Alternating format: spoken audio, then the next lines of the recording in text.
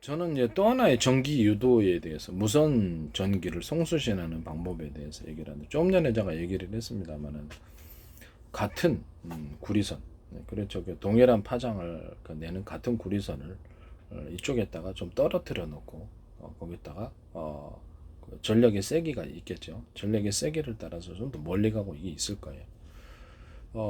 파장이 또 영향을 따라 파장이 안정적인 것은 아무래도 어, 그렇죠. 이제 파장이 좀, 어느 정도, 파장이 큰 것과 파장이 작은 것, 뭐, 이렇게 다양한 것이 있을 수 있지 않습니까?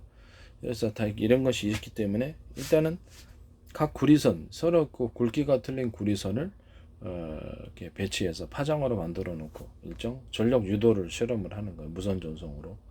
일정 똑같은 전기선이에요. 파장이 똑같은 파장이 똑같은 것을 전기서 놓고 어느 정도 거리로 충전이 되는지 이걸 확인해야 됩니다. 또는 그것을 좀 더 많은 코일을 갖다가 만들어 놓고 전력의 세기를 좀 높여 가지고 어느 정도로 강하게 전력이 전송되는지 저는 전송이 된다고 생각합니다. 왜냐하면 지금 무선 코일 그 코일에도 그냥 그렇게 가로 감아 놓으면 근처에 있는 코일로 가기 때문에 이게 파장의 형태로 간 것은 좀 더 멀리 갈 것이다라는 것이죠. 그러면 이번에는 다르게 말하겠습니다.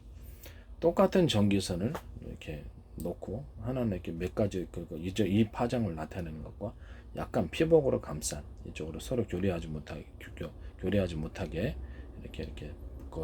몇 가닥 구리선으로 묶은 파장과 이거를 세 개를 동시에 전력을 넣는 거예요. 그러면 세 가지의 파형이 나온단 말이에요.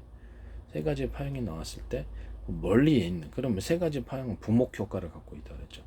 그래서 보다 멀리 갈 거라고. 그래서 그 A사 레이더 할 때도 세 가지 파장이 아니라 네 가지 파장이 다 파장을 묶어가지고 그래서 멀리 쏘면 멀리 갈 것이다. 그 중에 열을 많이 일으키는 전파의 파장이 있을 거다. 그거를 데이터 실험을 통해서 전투기를 공격하면 열로서 기판을 태우거나 전투기를 태우거나 금속 소재에 적합한 조종사를 그렇게 태우거나 이렇게 기절하게 만들어 어떻게 충격을 할 수 있다라고 얘기를 한 적이 있습니다.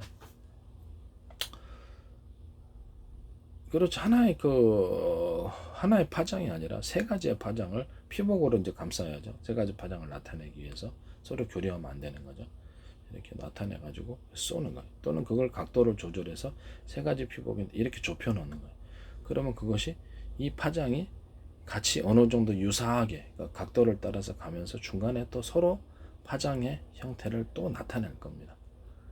이렇게 유사하게 붙여서 이렇게 딱 근접하게 가면 전파가 새로운 파형이 형성된다고. 그런 방식으로 전송하는 것이 가장 멀리 갈 거라고 저는 생각합니다. 이것은 새로운 무선 전송 방식이 될 것이다. 저는 가능하다고 생각합니다. 이 전파의 형태로 전기의 파장의 형태로 무선 전송한다. 그것을 똑같은 구리 코일, 똑같은 전기의 파장을 갖고 있는 구리 전기선, 서로 굵기가 틀린 구리 전기선을 했을 때 무선 전송이 멀리 간다. 그것을 묶어서 했을 때 보다 멀리 간다. 묶어서 했을 때 또 가깝게 각도를 붙여놓으면 이것이 가면서 또 서로 간에 전파 간섭이 한 새로운 파동이 나타. 그것은 더 멀리 간다. 이해가 가죠? 전 세계 특허가 되겠습니다. 이걸 통해서 무선 전송을 하시면 제 기술을 침해하는 게 되십니다. 그러면 이번에는 광섬유를 얘기를 하겠습니다. 강섬유의 파장을 우리가 인위적으로 결정합시다. 결정을 해서 그걸 똑같이 멀리 있는 광섬유 똑같은 파장을 가진 광섬유 선 서로 굵기가 틀린 광섬유를 배치해서 파장 형태로 만들어 멀리 있는 쪽에서 어느 정도 가는지 신호의 세기를 따라서 어느 정도 이게 서로 무선 전송이 가능한지를 봅시다. 또는 똑같이 광섬유를 배치해 놓고 세 가지 파형으로 해서 묶음으로 광섬유 파형을 보내 봅시다. 그래가지고 똑같이 거기다가 이렇게 세 가지 파형을 가지고 있는 것에 어느 정도 거리를 갖고 있는지 실험해 봅시다. 또는 각도를 좁혀 가지고 이것을 실험해 봅시다. 가능합니다. 이것을 통해서 하시면 전 세계에 제 기술 어떤 지적재산권을 침해하는 저는 가능하다고 생각합니다. 지적재산권을 침해하는 것. 이것은 새로운 전기 전송 방식이면서 신호 전송 방식이 될 것이다. 무선으로. 이해가 가시죠?